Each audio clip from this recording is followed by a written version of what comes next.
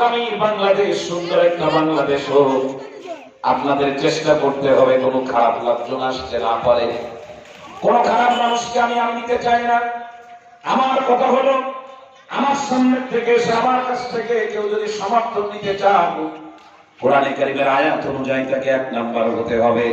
দেখবেন যারাই নির্বাচন করবে, যারাই জনপ্রতিনিধি হতে যাবে, প্রত্যেকেই আগে মাদ্রাসায় ভর্তি হবে। ময়লা পুতার ইমামরে বলবে আমার কোরআন শিখাই দিন।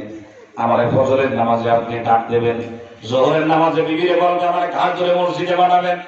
দেখবেন আসরের নামাজে তারা অনুপস্থিতি পাবেন না, মাগরিবের নামাজ আর এশার নামাজে দেখবেন হাজির হয়ে গেছে।